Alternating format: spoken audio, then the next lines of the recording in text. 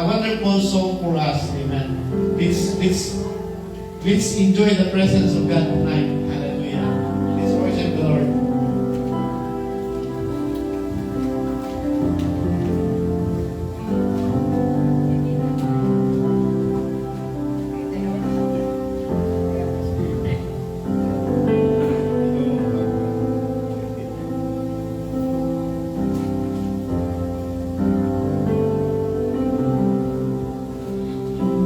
Close to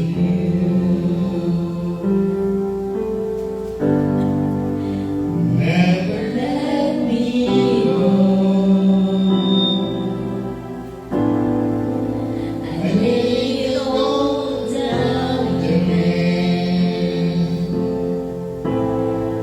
to hear you say that I regret. You are my desire.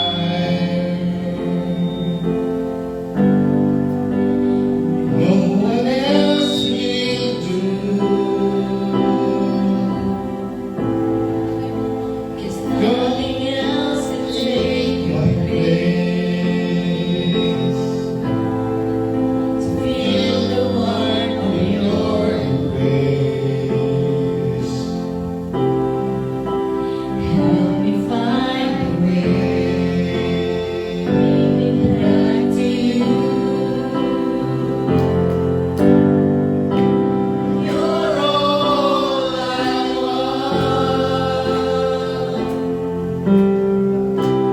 You're all I ever needed.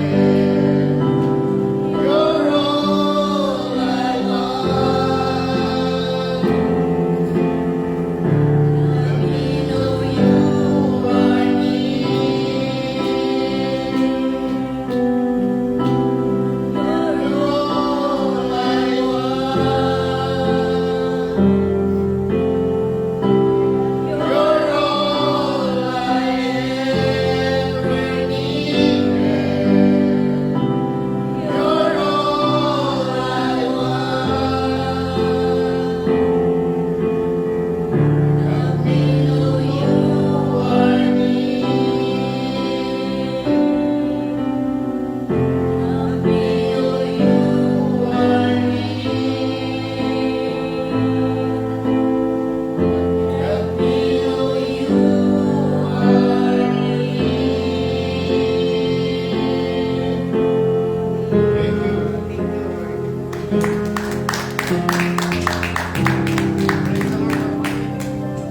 Praise the Lord, mga kapatid. Hallelujah. Palakpakan natin ang Panginoon. Let's clap our hands to the Lord. Hallelujah. Praise the Lord. I would like also to recognize the son of Pastor Duke. He tries to help us in that. Because there's like a noise. It comes out. Thank you for being with us. He left something, so he just want to listen to your voice. Amen. Praise the Lord. Thank you again, Brother Ferdy and Sister Mercy, and they have a backup, so we don't have problems. Sister Marian is with them, so they have no trouble with the singing. Praise the Lord. Salamat sa Panginoon, and thank the Lord for His goodness and mercy. I will pray for the offering. I request Sister Mercy to pray for the offering. Praise the Lord Jesus. Praise the Lord. Lord, salamat Panginoon sa araw na ito na pinagkaloob mo sa amin para kami ay sumababayo, Panginoon, sa iyo, Panginoon. At pasan mo, Panginoon, ang mga offering namin na ito, Panginoon, na gagamitin sa iyong mga gawain, Panginoon. At pasan mo, Panginoon, ang mga nakapagbigay at ang hindi man nakapagbigay, Panginoon. Alam namin, Panginoon, ikaw ang source of income namin, Panginoon. Salamat, Panginoon, at paspasan mo rin, Panginoon, ang aming mga employer na nagbibigay sa amin ng source of income, Panginoon. Sa lahat, Panginoon, we praise you, Lord, we glorify your name, in Jesus' name. Amen. We clap our hands to the Lord. Hallelujah, Jesus. Thank you, Jesus. Thank you, Lord. Hallelujah. Alam po natin, mga kapatid, you have enjoyed already the presence of God from the devotion, singing. Amen. Hallelujah. And even to our special song. Amen. Thank you for that. And announcement po, we have our Bible study on still Wednesday, 7 p.m. We have online and in-person Bible study. So I'm so glad that our number grows now in our Bible study. Amen. In person last Wednesday we have I think nine people, right, Sister Mercy? 9, then not including the online participant. I think we have also online participant. I don't know how the numbers because the online. No, 10, right? 10? Last. 4, 6, 8, 10. Amen. So thank you for that. To God be the glory. So hope more will join our in-person Bible study. Then our prayer meeting. Amen. Every 9 p.m. Praise God. Thank God for our prayer meeting. I hope you will not sleep during our prayer meeting because I heard some snoring. Snoring during the prayer meeting. Amen. So I heard like snoring. So no snoring. No sleeping during the prayer meeting. Amen. Salamat sa Panginoon. Amen. So praise the Lord. So usually it's only like an hour, right? The first target was 30 minutes, right? Then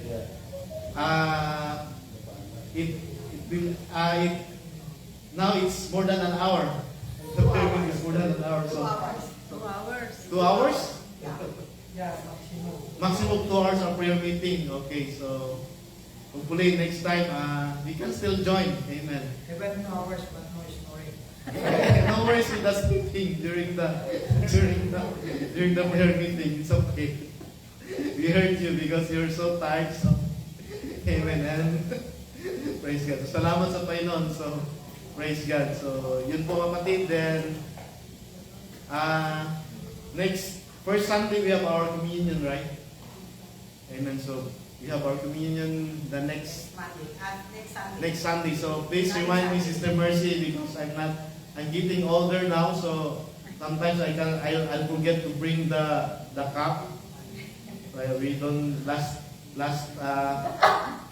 this month we don't have our communion. So next month we will have our communion. Praise God. Salamat sa Panginoon for all the blessing, and thank you for supporting our ministry here and this place, amen.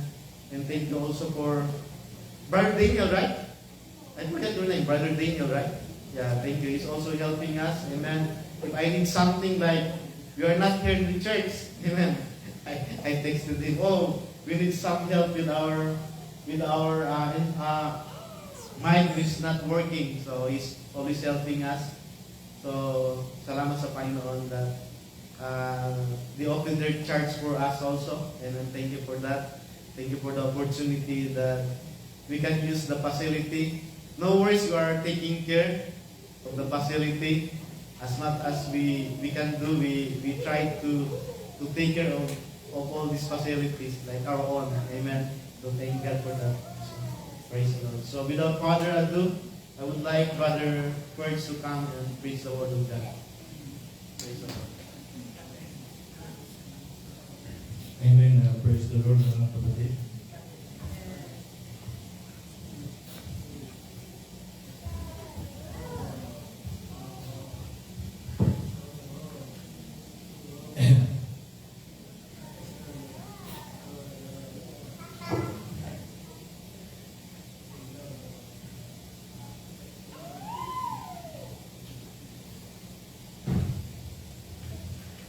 Are you blessed tonight? Amen. So, without further delay, I would like to start with our scripture reading. So, may I request everybody to stand for the reading of the word, the scriptures. And it is taken from the 2 Chronicles 7:14. And it reads, "If my people who are called by my name will humble themselves and pray and seek my face and turn from wicked ways, then I will hear them from heaven, and I will forgive their sin, and I will heal their land. Isaiah 55 verse 6, seek the Lord while He may be found. Call on Him while He is near. Hanapin mo ang Panginoon habang siya ay matatagpuan. Manalangin ka sa Kanya habang siya ay malapit pa. Acts 3:19, repent then and turn to God so that your sins may be wiped out, that times of repressings may come from the Lord. Kaya nga, magsisi kayo at magbalik loob sa Diyos upang patawarin ang inyong mga kasalanan. Tayo po ay manalangin kung pwedeng ating iyuko ang ating mga ulo upang tayo po ay manalangin. O Lord Jesus, our most gracious, most merciful, and ever-loving Heavenly Father, we are all here tonight, Lord, and thank you for this privilege that you have given us as your servant, so that we as your people could listen and be reminded once again with your words of exhortation, with your words of encouragement, and as well as with the words of admonition and rebuke. As you have said in your word in the Proverbs 27:5, open rebuke is better than secret love.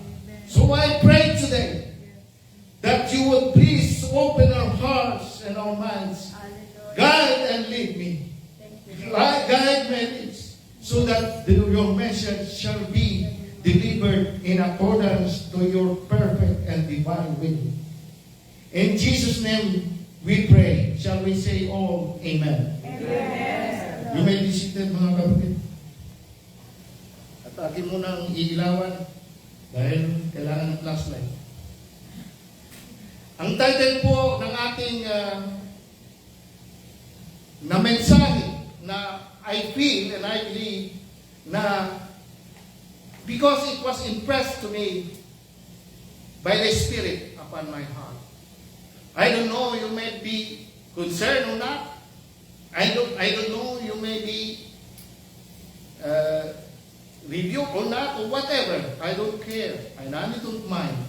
Because this message was, katulad nga ng pinagpatutuo ko kanina, ay ito ang ibinigay sa atin. So, there are 2 points in this message for us all tonight. Number 1, the first point is that it is a call to humility and unity and prayer.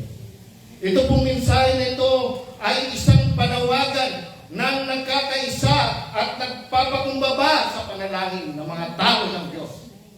Kahit sabihin natin hindi ka pa nakatanggap sa Panginoong Jesucristo, pwede rin kasi ikaw, as long as ikaw ay nananalig sa ating Panginoong Jesucristo.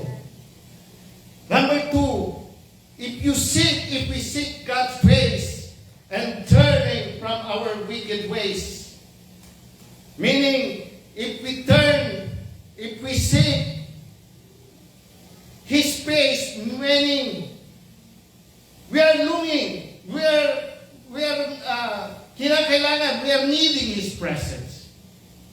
Right? Meaning, when we seek His face, kapag kinakailangan natin ang presensya niya, ibig sabihin, we are depending ourselves on Him. Ibig sabihin, nagpapakumbaba tayo sa Diyos. At ganun din na tayo ay marunong ma-acknowledge ng ating mga wrongdoings. We know how to acknowledge our shortcomings, our faults.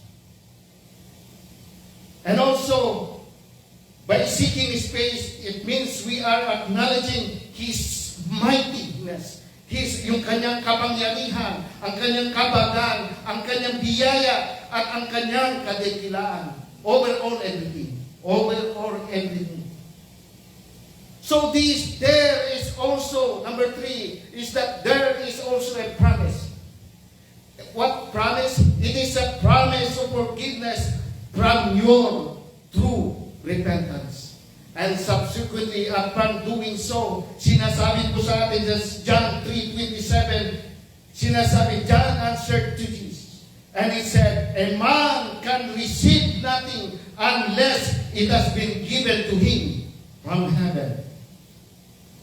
So, all in all, our scripture reference that we have just read a while ago, na kapag ang tao ng Diyos, kapag ang tao ay tunay na ginagawa ang pagpapakumbaba, ang manalangin, at hinahanap niya ang presensya ng Diyos, at kapag ikaw ay tunay nagsisisi, humihingi ka talaga ng tawad na nagmumula sa iyong puso, with your contrite heart, with your broken heart, then dirigin ng Diyos from heaven, and He will forgive our land. Amen. Palakpakan po natin ang Panginoon. Papatawarin niya tayo. He will heal our land. He will heal our nation. Pagagalingin niya ang lupain ng ating bansa. Sa 2 Chronicles 7 verse 14, ito po ay isang powerful verse na nagsasabi na nagnanais ang Diyos na ang kanyang mga tao ay bumalik sa Kanya. Itong talata na ito ay naglatag ng isang malinaw na daan, na landas para sa panunumbalik. In short, o ibig sabihin, kaibuturan na iyong puso ang talatang ito na nagpapaalala sa atin sa Diyos na ikaw na naghahangad ang Diyos ng relasyon sa atin. Ng relasyon sa tao. Sa mga tao. Yan ang gusto ng Diyos. Yan ang hinahanap ng Diyos. Nais ng Diyos na makilala natin na tayo ay laging may pangangailangan sa Kanya. Nais ng Diyos na hanapin ang Kanyang mukha at naisin o hangarin natin ang presensya ng Diyos sa ating buhay. As I said, a man can receive nothing unless it has been given from heaven. Nais ng Panginoon na maging palagi natin siyang kasama kahit saan tayo pumunta. Nais niya makilala ng Diyos. Nais ng Diyos na makilala natin siya ng puspusan, ng tagus-tagusan. Amen? True and true. The Lord desires to be our constant companion in every experience of life. He wants us to know. He wants us to know Him true and true. Tagusan. If we draw to Him, He will draw nigh to you. Kapag ikaw ay lumalapit sa Diyos, siya rin naman ay lumalapit sa iyo. Pero kung hindi mo siya pinapansin at ikay tumatalikod, tumatabingi sa Diyos, ganun may siguro ang Diyos sa iyo. Amen? So, the Christian walk is life devoted to seeking God, to seeking His presence, and not only that, to seek His favor. Sapagkat ang lakad po ng Kristiyano ay isang buhay na nakatuon sa paghahanap ng presensya ng Diyos at ng pabor ng Diyos. Ang ibig sabihin sa paghahanap ng mukha ng Diyos ay pagnanais mo na malaman ang kanyang katangian. Gusto mong malaman na yung paghahanap mo sa Kanya. Higit pa doon sa mga binibigay niya sa iyong araw-araw. Higit pa sa binibigay niya sa iyong mga biyaya, mga pagkain, mga pagpapala sa araw-araw. Higit pa doon, dapat nating suklian. O kahit walang sukli, ibibigay natin ang paghanap sa Diyos, ang presensya ng Diyos. Ang hanapin natin ay ang Diyos. You know mga kapatid, this verse were before intended for Israelites. Para sa kanila lang yun, nagpa sila nung pa yan eh. But mind you, it also it also speaks to each and every generation of the world right now. Amen. Those who meet the conditions detailed in this verse will also experience the fulfillment of the promises mentioned here a while ago. So tayo din naman ay nakakaranas ng katuparan ng mga pangakong binabanggit sa Chronicles 7:14. Kung ating titignan sa unang bahagi ng talata, nakikita natin yung panawagan ng pagpapakumbaba. Ang pagpapakumbaba na yan ay ang unang hakbang. It is the first step ng ating pangangailangan sa Diyos. It means that we are always depending on God. It means that we need His guidance. We need His guidance to us, always. Kaya sinasabi sa kasulatan na in all thy ways acknowledge Him and He shall direct thy path. Proverbs 27:3-5. So what path? Anong daan yun na ibibigay ng Diyos? Anong daan yun na ipapaliwanag ng Diyos? Yun po ay daan ng triumph, the path of joy. It is the path of victory. It is the path of success. It is the path of joy and gladness in serving God. Amen? In Jesus' name. Subalit ang nasasakyan po natin ngayon, ano ang nasasakyan natin ngayon sa ating lupain? Ano ang na-expose ngayon sa ating bansa? Dahil nga ang mga tao na nasa posisyon at kapangyarihan, as they have all the authority and the power and all the resources of power in the government, ay nagiging abusado na. Nagiging kapalmukha na. Nakala mo Diyos na sila. Nakala mo sila ay wala ng katapusan. Akala mo sila ay hindi matatapos ang kailang termino. Isa pa nga, gustong baguhin ang konstitusyon para ma-extend ang kailang termino. Exposed by God, by the divine intervention of God, nothing will be hidden. Puro pagmamataas, puro kayabangan, puro kaginhawaan, puro karangyaan. Samantala, ang tao ay naghihirap, lumulusok sa baha, namamatay sa baha, naghahanap buhay, nakachinelas lang o nakapaalang habang sila ay naghahanap buhay para kumain ng isang saing, isang tuka, minsan isang beses lang, isang araw. Ayun naman ang mga anak ng mga nepo babies. Mga alam niyo po nepo babies? Yung po yung mga anak ng mga heredero na pulpulista, pulpolitiko, na walang alam kundi magnakaw sa bayan. Amen? Binablag pa ha? Hindi na nahiya. Tapos pag tinanong, sasabihin, oh, pera naman ito ng pinagpaguran ng daddy ko sa gobyerno. Excuse me? Are you sure? Where is your common sense? Where is your brain? Sa gobyerno o sa taong taxes? Iba-vlog mo pa, di ngayon yari ka. Ang lakas ng loob po nila.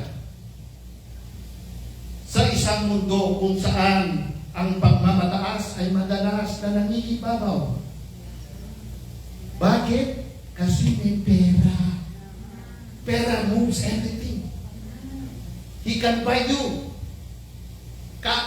Kahit na may prinsipyo pa ng tao pwede niyang bilhin Bakit kamo? Yung pig na naging pig, kanila na lahat. Hindi nyo siguro kayo. Ganun pa man, ang kapakumbabaan na ito ay nagbubukas ng pinto para sa tunay na pakikipag-usap at pagkakisundo sa Diyos. Kaya nga tayo bilang tao, bilang nakakakilala sa Diyos, bilang tao ng Diyos, dapat tayo lumapit sa Kanya as we acknowledge na hindi natin kayang gawin ito, na hindi natin kayang gawin ang buhay na mag-isa, na walang kasama, na hindi natin kailangan ng Kanyang pagmumay at suporta. Merong iba, hindi naman makakaisa. Tama, dahil maraming kasama, maraming friends sa sindikato. Ngayon, concerning sa ating bansang sinilangan na ini-enjoy nila ng ating mga kamag-anak, kapatid, nanay, tatay, lolo, lola, mga anak, tinatamasa nila, ini-enjoy nila ngayon. Mga kaibigan, sa Pilipinas, ini-enjoy nila ngayon ang kabutihan, ang kaginawaan, at kapayapaan ng ating bansa. Tama ba, Faith? Tingnan mo na, Brother Fred, nag-insulto ka yata. O bagay nagiging one-sided ka lang. O binabaliktad mo lang. But here we are, mga kapatid. Seriously speaking, ito ang realidad at katotohanan. What I mean, mga kapatid, is that whether it is good, whether it is bad, or even things, magtiis ka. Enjoyin mo yan. Kung nasabing nabulog ka, nabulog ka, pasensya ka. Kung nasabing nabayaran ka, binenta mo ng isang salot at 3 sardinas, magtiis ka, mamatay ka sa baha. Habang may buhay, tanda po natin ito, habang may baha, may buhaya. Amen? Palakpakan po natin natin. At tayo naman mga Kristiyano, may kabahagi tayo sa gobyerno. Baka sabihin nyo, wala kayong kabahagi sa gobyerno. Kasi we are also voters. Butante din tayo. Assuming that we are all dual citizen. Dual citizen. Pwede doon. Citizen ka doon. May karapatan ka doon. May privilege ka doon. And also here. Ngayon, meaning that as you are law-abiding citizen, you have the responsibility to vote, to cast vote ng isang good or bad leaders. Diba? Now, if it happened, halimbawa, nabulol ako dahil nagbayad ako, nasulan ako, magtiis ako. Diba? Sorry na lang, magtiis ako ng 6 na taon, 10 taon, whatever. Huwag natin sabihin mga kapatid, kung Kristiyano, na wala tayong pakialam. Wala kang karapatan. Wala ka bang karapatan sa taxes na binibigay mo buwan-buwan? Nasa kinakain mo lahat may tax. Wala ka bang pakialam doon? Na alam mo naman ngayon na na-expose na ninanakaw na pala ng mga politiko. Ninanakaw lamang ng mga tiwaling opisyal sa DPWH, sa contractors ng mga tinatawag nilang at sa mga tinatawag nilang proponents ng politicians. Proponents ng politicians. Mga kongresista, buwan-buwan, nagbibigay ka. Sa ayaw mo sa gusto, bigay ka. O diba? So this message today, mga kapatid, is to give emphasis to the need of prayer. Humility and humbleness.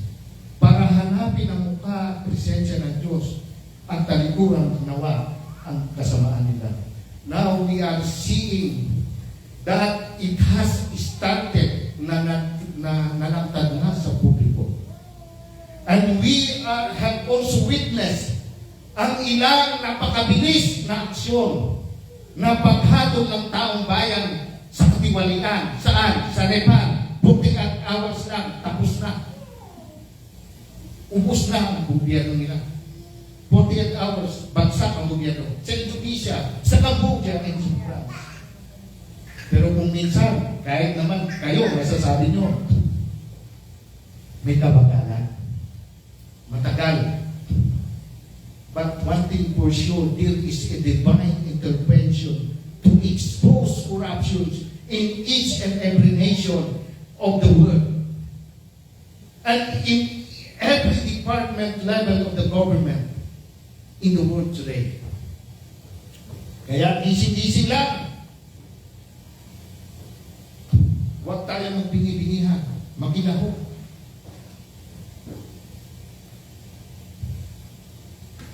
Manalangin.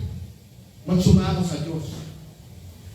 Many growing number of people already spoken outside the streets. Yung ibang bansa na nagtatagumpay pa nga eh. Yun na nga sinabi ko sa Nepal. Don't get me wrong, mga kapatid. I'm not inciting sedition here and inciting rebellion. What I'm trying to say if there is a such and kind of unrighteousness, if there is a such and kind of unfairness, injustice, oppression, o pang-api in our land, with all the lies sa atong nasod, ay hindi po magiging permanente. Hindi po kailanman magtatagumpay. What the people and the believers need this time is God intervention o banal na pamamagitan o banal na pakikialam ng Diyos. May pagkasundo ang moral ng tao. Kasi ang tao walang pakialam sa kanyang moral. Wala siyang pakialam sa kanyang espiritual na buhay. Hindi nila mapapakaramdaman yun. Alam niyo kung bakit? Yun nga, ang pera, he does everything. Walang Diyos yan. Ang Diyos ng pera. Tapatan ka lang niya. Yan ang nangyari sa ating lipunan. Kaya nagkakaroon ng kaguluhan at pag-alsa ng mga mamamayan. Kapag hindi tuloy. The Word of God is always intertwined. Ano ibig sabihin nito? Ang salita ng Diyos ay dapat daw laging nakahabig ng ganon, nakaangkla with the state of the nation, with the people of the government. That is the very reason why we Christians we need always to intercede. Tayo dapat ay kailangang mamagitan para sa ginagawa na kasamaan at kasalanan ng iba.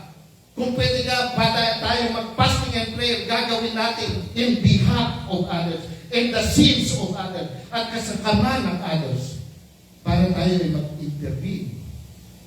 At gayon din naman, na ipanalangin natin sa na ilagay nawa ng Diyos sa mga taong namumuno ang isang makadiyos, isang makatao, isang tapat at may katapangan din. Na hindi lang puro peke, hindi lang puro parang drama ang pagmamalasakit nila sa bayan. We must be one and united in a corporate prayer, through prayer with intercession, because I know prayer is powerful. You might be shocked today. You might be astonished today because you will tell me how and bakit. Dahil sa isang banda, mga kapatid, ang tema po o ang practical life application ng message na ito ay talaga naman patungkol sa faith mo, sa religion mo, at politika. Okay? Punta tayo. And you know why? Because God, even before in the Old Testament, even in the New Testament, has been involved in politics. Ika muna, parang pwede. Tutubay yung sinasabi mo niyan. Naghahanap ka lang ng argumento, naghahanap ka lang ng away. Hindi po, mga kapatid, because today, I will tell you, biblically, ay nakikita natin ang halimbawa na ang Diyos ay may direkta man o hindi direkta ay kinasasagutan. Ang Diyos ay may kinaalaman sa kanyang kabuuang plano. Tungkol sa gawain pampolitika ng bansa, di ba? Now, we consider number 1. Itong si Joseph, the dreamer. Isa siyang tapat na tao at lingkod ng Diyos, itong si Joseph. He was in the government of Egypt. He was actually just like a DILG. Isa siyang governor of Egypt. So what happened to Joseph? Evil things happened first. Kamutik pa nga siyang patayin eh. Inapi siya, kinulong siya. He suffered so much pain. But in the end, it turns out to be good because it was all the plan of God. The divine strategy, the divine orchestration of God. And why? Bakit nangyari? Napromote pa nga siya as the second highest position in the land of Egypt. Bakit? Dahil po sa kanyang katapatan at dahil din sa kanyang kapumbabaan. At anong ginawa ni Joseph? Si Joseph ay tumulong sa mga mamayan sa tagulong. Hindi po siya Hindi po sa tagbaha, sa tagulog. Sorry. So, Romans 8:28, for in all things, whether good, whether bad, ay nagkakasama sa amin. All works together for good for those who love God, who has been called according to His purpose. Ang tanong ko ngayon, meron ba kaya, nasaan na si Joseph sa panahon ngayon? Meron kaya sa ating mala Joseph sa Biblia na kung saan siya ay magliligtas sa mga naanod na matay sa baha sa atin? Meron ba kaya? Wala, no? Meron kaya mala Joseph na siya magsasalba sa mga taong mahirap doon sa baha na ano? Parang wala. So hindi lamang po sa lupang sinilangan sa Pilipinas, hindi lang sa Canada, kundi ang mga bansa na naging tiwali at tumalikod sa Diyos ay namagitan ng Diyos. Pangalawa, ang Diyos ay namagitan sa pamagitan ng propeta. Minsan sa pamagitan ng paghatol, ginagawad ng Diyos o yung righteous judgment. Nakita nyo naman sa panahon noon, God installed kings, but God also removed kings. Amen? Second, si Propeta Daniel. Alam niyo kung saan nagtatrabaho si Propeta Daniel? Si Propeta Daniel ay nagtatrabaho po sa korte, sa Babylonia at sa Persia.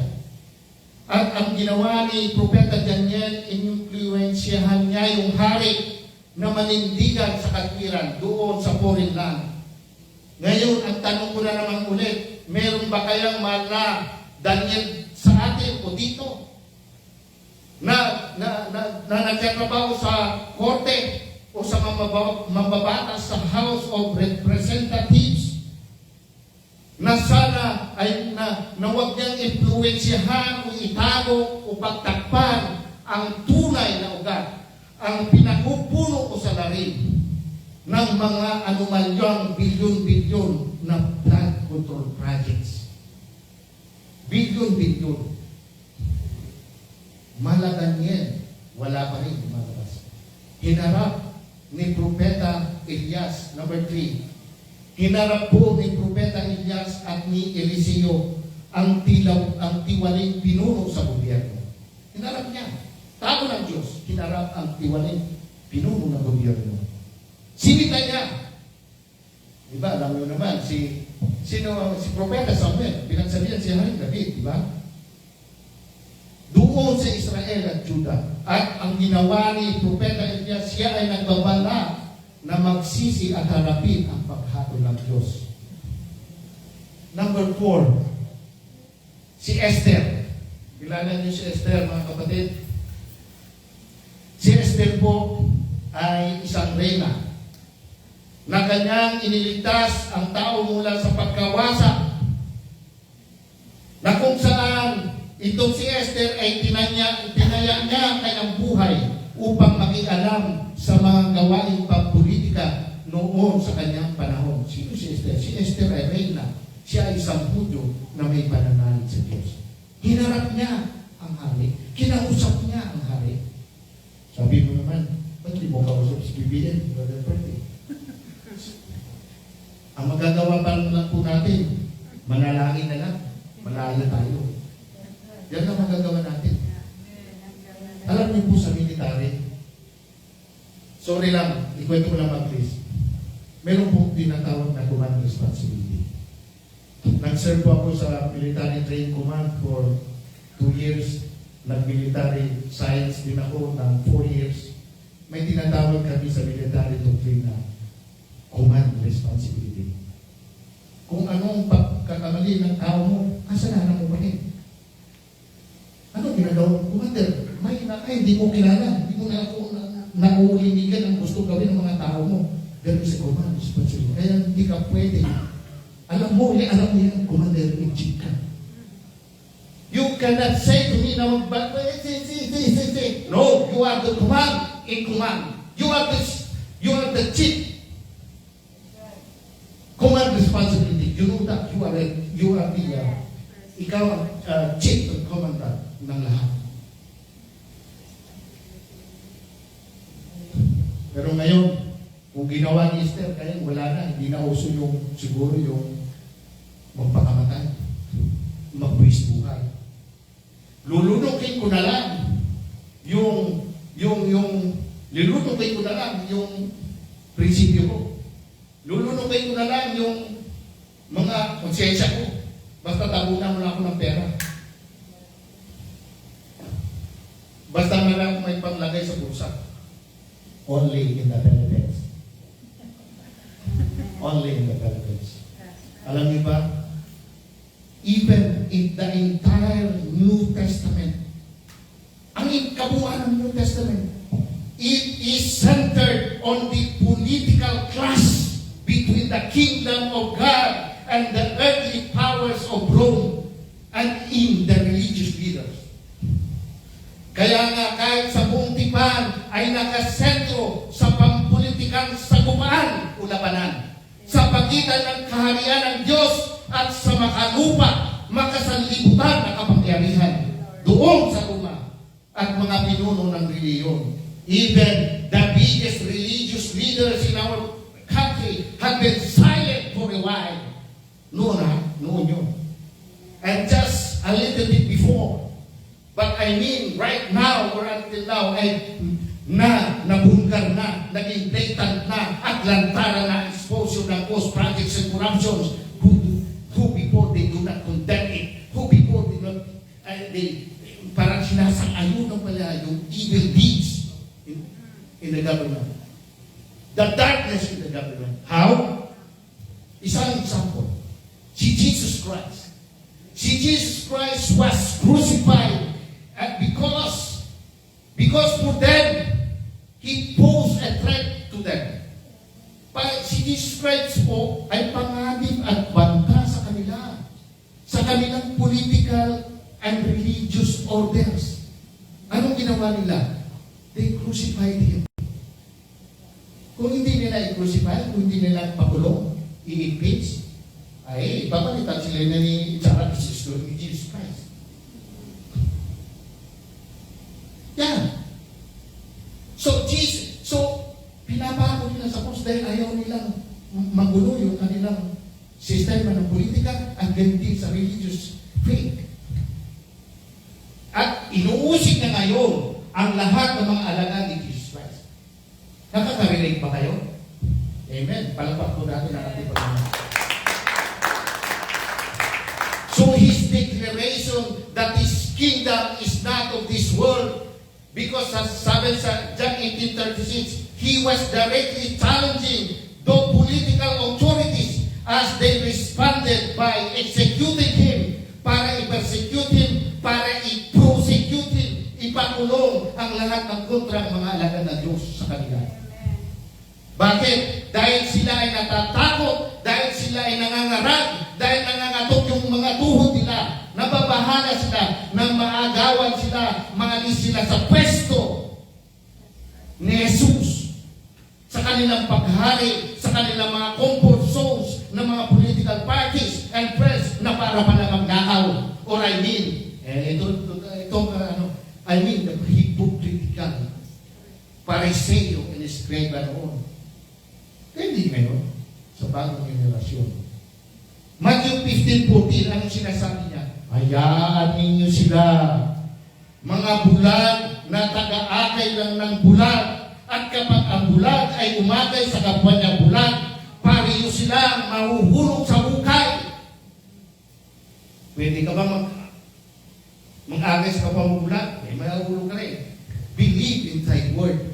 Trust in Thy word, because sooner or later the ship will sink. It will be gone. It will be eradicated by people and perish because of lack of knowledge or wrong knowledge or not informed knowledge or with lies, pusiya-pusits. Kaya nga kapag ang isang tao ay tumigil sa paghanap ng katotohanan, tumigil sa paghanap ng tamang impormasyon para sa kanyang kaalaman, sarili kaalaman, ay siyang papasok at mananatili para sa iyo ang stupidity at kamangmangan. You can ignore reality, but you cannot ignore the consequences Sa totoo lang na maaari mong baliwalain ang realidad ng katotohanan, ngunit hindi mo kayang baliwalain ang bunga ng iyong kamangmangan. Dahil ito ay lalabas at lalabas. And the ultimate ignorance is the rejection of something you know nothing about. And yet, you refuse to investigate by yourself. Sabi ni Wayne to Daniel, ang tunay at sukdulan ng kamangmangan ay ang pagtanggi sa isang bagay na hindi mo rin pala alam, ngunit itinatanggi at ayaw mo nang galugarin para imbestigahan mo ang sarili mo. You know, sometimes people do not want to hear the truth because they don't want their illusion to be destroyed. Sa Tagalog, ayaw nilang masira mo ang kanilang ilusyon o baka mawala ang sahod o baka malagay. Mawala ang kita nila. Kahit malagyan ang perang bungana. Kaya ang daming kailangan para sa mamayanig at magtagumpay. Ang masasamang gawa ay unang masamang tao ay kailangan huwag daw tayong matulog o wala tayong gagawin. Hebrews 4:12, for the word of God is living and active, sharper than any two-edged sword. John 17:17, sanctify them in your truth, because your word is truth. Nakita nyo sa Pilipinas, mga kapatid, sa ating native land, marami pong religious na tao. Naku, nakandali. Luluhod pa yan, sisimbi pa yan, may belo pa yan, lalo na kung may camera. Pero wala namang mga righteousness in their hearts. O wala namang tunay na pagbabago. Romans 1:7. Because, sinasabi sa Roma, because faith comes from the hearing, and hearing from the word of God. And faith without works is dead. Matthew 6:33. But seek ye first the kingdom of God and His righteousness, and all these things shall be added unto you. Pero sila may sarili din versikulo, mga kapatid. Sabi nila, kaya muna nilang planuhin at hanapin ang kaharian ng kadiliman, hindi ang kaharian ng Diyos, at kung paano magnakaw at kung paano aano ang kanilang nanakawin na laban sa katwiran ng Diyos. Kaya lahat ng bagay na kasakiman, kaya lahat ng bagay ng karangyaan, kaginhawahan, kapangyarihan, lalo na ang kayabangan, ay binibigay naman sa kanila ng kanilang amo sa kadiliman. Our land, our nation is bleeding right now. It has deeply and seriously wounded. So now, yan po ang tunay na state of our nation. Isaiah 2:12, sapagkat nakatakda ang Panginoon makapangyarihan na araw kung kailan niya ibabagsak ang mga mayayabang at mapagmataas, at ang mga nag-aakalang sila'y makapangyarihan. May itinakdang araw laban sa lahat ng panahon. People pride, covetousness, greediness in the midst of their authority and power will fall. And we have learned that we have already fallen. They have already fallen since the history of kings and kingdoms of Israel. Sa Babylonians, sa Egypt, sa Philistines, sa Assyrians, pride comes before fall. Sa kaharian po ng Diyos, ang daan po ng kadakilaan ay sa pamamagitan ng tunay at tapat na paglilingkod sa tao at sa bayan ng may kapabumbabaan, hindi po nagmamalaki. Because when you humble, it means you are surrendering to God. Because when you humble, it means you know how to acknowledge your wrongdoings, your faults. At hindi ka magtuturo ng iba at hindi mo gagawin na magpugas kamay sa harap ng Diyos at sa harap ng tao. There is always a day of reckoning. may araw lagi po ang pagtutubos o paniningil ng Diyos. Sa pangwakas, ang talata po ay humiling sa atin ng isang pangako na tayo'y manalangin, tumalikod sa ating mga lakad. At ito po ay malaga. So, seryoso po ang panawagan sapagkat seryoso naman ang nangyari sa ating bayan. Wala tayong magagawa. Ang magagawa lang natin ay tayo ay manalangin. So, let us all stand at tayo humingi ng gabay at mubay sa ating Panginoon Diyos upang ang Panginoon ay magbigay ng kagalingan sa ating lupain so that God will heal our land. Sa totoo lang, ang ating pong, alam naman ninyo, hindi na natapos. Gusto ko na rin matapos eh. Pero Diyos ang may akda nila. Kaya ngayon, hinihiling ko po na kung kaya niyong pumunta rito sa harapan, tayo po ay manalangin. Hiling po tayo sa Panginoon na tulungan tayo, na tulungan ang ating bansa na makaangat at maging mapayapa. Wala po tayo magagawa mga kapatid kundi sa panalangin, sa fasting and prayer upang tayo po ay gumaling. Makaakot tayo sa pagkakalugmok sa kasalanan ng tao nang nasa posisyon. Kaya ini-invite ko kayo dito mga kapatid, kung kaya niyo lumuhod, malinis ang ating altar ngayon, kakalinis lang, magandang luhuran, magandang magpatira pa sa Diyos. And we will pray to our native land for healing. We shall pray not only for our own selves at this time, but we pray for our government leaders.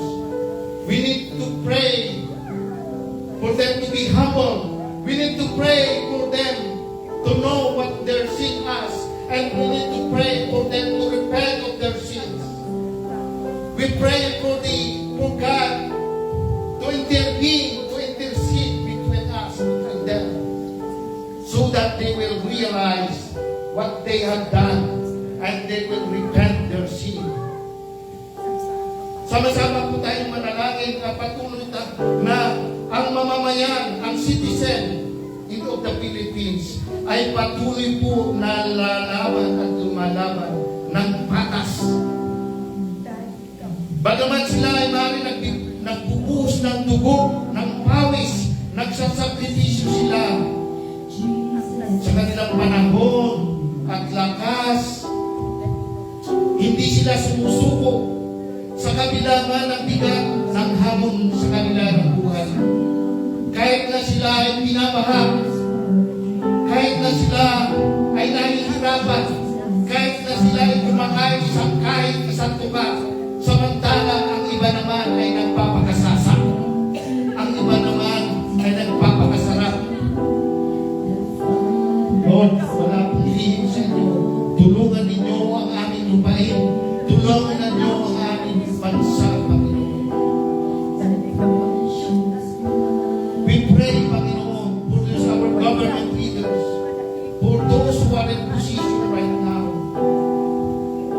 Katulad na yung ginawa, Panginoon, ituloy mo, Panginoon, kung anong nararapat. Dahil ikaw po ang may akda sa lahat. Ngayon at magpakailanman, sa aming bansa ay nasusugatan.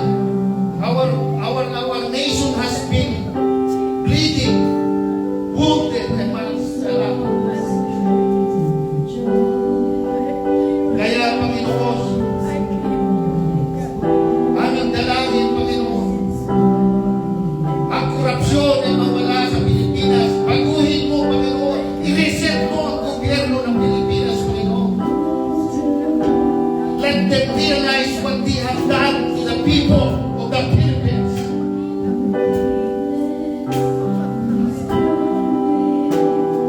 Lord Jesus, at mamayari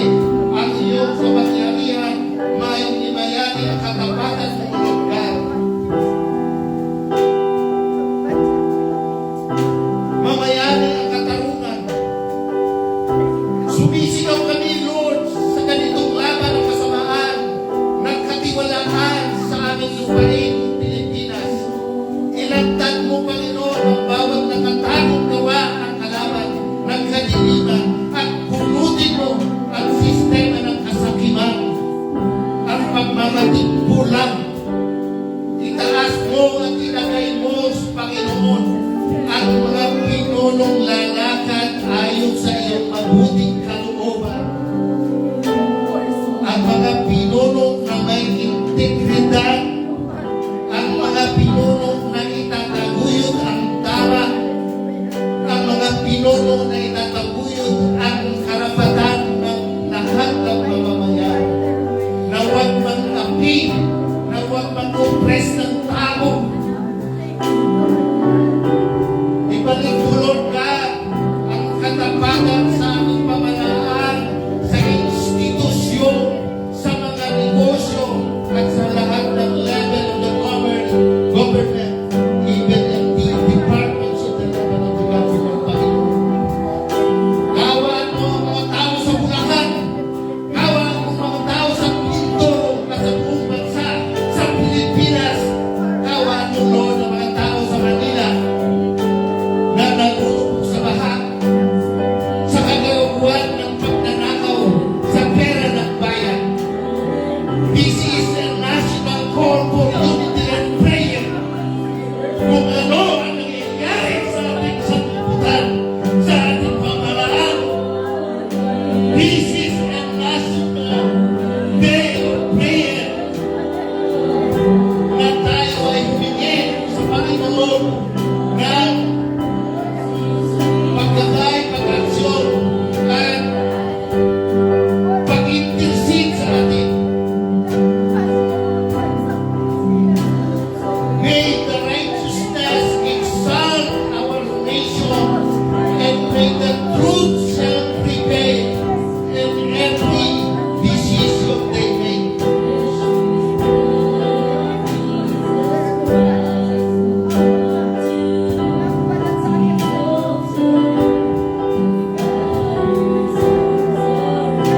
They will turn in all the wicked ways. They should repent.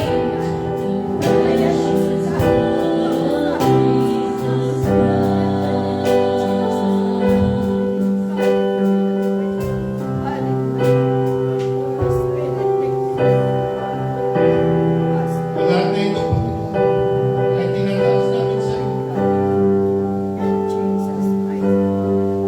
Tinataas namin sa iyo ang aming bansa, ang aming bayan.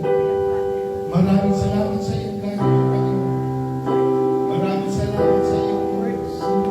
Word of counsel, the word of rebuke for us all. Thank you, Lord Jesus.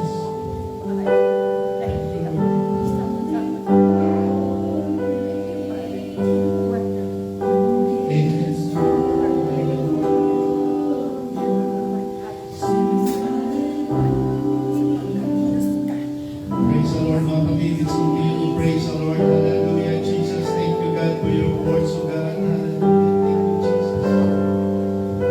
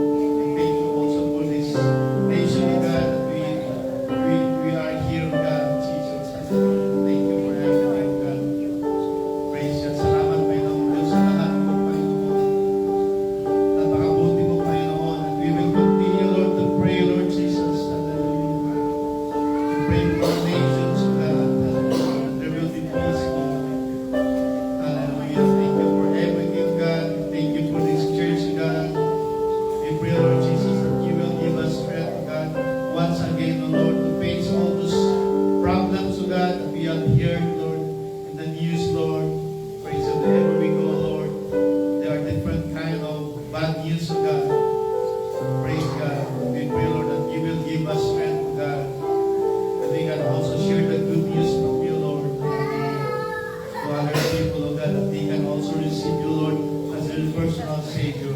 Continue to use this church, oh God. Hallelujah, hallelujah, that we can preach the gospel, hallelujah, to every creature. May that be repeated baptized shall be saved. Thank you for everything, Lord. Thank you also for those brethren who are also watching online. Bless their lives, O God. Hallelujah, praise you. Bless their livelihood, O Lord. Bless their families, O God, in the name of Jesus. Thank you, Jesus. And also we pray, Lord Jesus, hallelujah, as we close this service, O God, be with us, Lord Jesus, in the coming days, O God, as we continue to travel, Lord Jesus. Hallelujah, for your kingdom, O Lord, for your glory, O God. We praise you, Lord, and we give up all the glory, all the honor, Lord Jesus, in your mighty name, Jesus Christ of Nazareth. Hallelujah, our God and Savior, our mighty God, our Prince of Peace, our Comforter, our everything, Lord Jesus. And that's you, Lord. In the name of Jesus Christ we pray. Amen. We are dismissed in the name of Jesus Christ. God bless you all. Praise the Lord. Mamaya po natin ang kapatid. Praise the Lord. Bye, Sister Joyce. God bless.